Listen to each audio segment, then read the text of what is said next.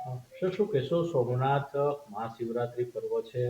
કડક સુરક્ષા વ્યવસ્થા, સોમનાથ મંદિર જેટલો સુરક્ષા સાથે સીએમ અને ડેપ્યુટી સીએમની આગમન, શું તૈયારીઓ? આપણે સૌ જાણીએ છીએ તેમ પ્રથમ જ્યોતિર્લિંગ સોમનાથ મહાદેવમાં 15મી તારીખે જે મહાશિવરાત્રિ છે તેનું ભવ્યાતિ ભવ્ય આયોજન થયેલું છે. 14, 15 અને 16 એમ 3 દિવસનું આયોજન છે.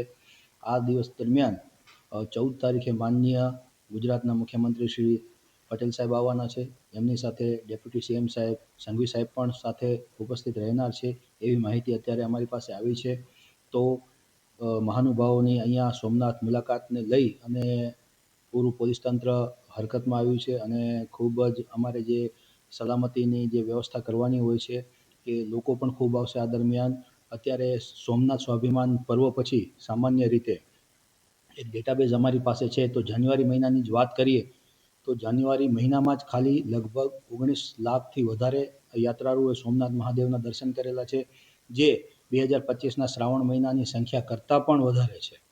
તો આ પરિસ્થિતિને ધ્યાનમાં રાખી અને યાત્રાળુઓના ઘસારાને પહોંચી વળવા માટે તમામના ખૂબ સારી રીતે દર્શન થઈ શકે, વ્યવસ્થિત રીતે દર્શન થઈ શકે.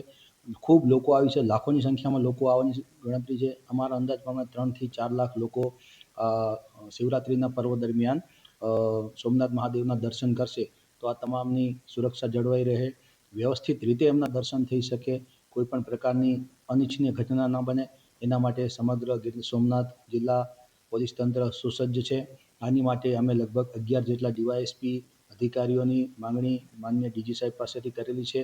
આ ઉપરાંત આપને જણાવું તો પીઆઈ અને પીએસઆઈ કક્ષાના 50થી વધારે અધિકારીઓની માંગણી કરેલી છે અને પોલીસના 500થી વધારે માણસોની પણ જિલ્લા પોલીસ તંત્ર દ્વારા માંગણી કરવામાં આવી છે. કારણ કે આપણે જાણીએ છીએ કે આ સમય દરમિયાન સોમનાથ મંદિર બંધ થવાનું નથી, સતત 42 કલાક ચાલુ રહેવાનું છે. આ સાથે માહોલને વધારે ભક્તિમય બનાવવા માટે તંત્ર તરફથી મ્યુઝિકલ આયોજન કરવામાં આવ્યું છે, જેમાં કલ્ચરલ પ્રોગ્રામનું આયોજન, તેમાં શિવ ભક્તિના ભજનો અને ગીતોનો કલાકાર કૈલાસ ખેર અને ગુજરાતના ખ્યાતનામ કલાકારો દ્વારા પણ 14 અને 15ની સાંજે સોમનાથ મંદિરની બાજુમાં જ આયોજન થનાર છે. આમાં પણ ખૂબ મોટી સંખ્યામાં લોકો ઉપસ્થિત થનાર છે અને ટ્રાફિક પણ એટલો બધો સર્જાશે. એના માટે અમારી જે જરૂરી કાર્યવાહી પોલીસ તરફથી કરવાની હતી એ અમે બધી કરી દીધેલી છે અને લોકોને પણ અમારા તરફથી વિનંતી છે કે તંત્ર દ્વારા જે પણ નિર્ણય લેવામાં આવ્યો છે કે અમુક અંતર સુધી વાહનો લાવવા, નહીં લાવવા, ક્યાં વાહનો પાર્ક કરવા, એ બધાનું ખૂબ જ ચુસ્તતાથી અમલવારી કરે.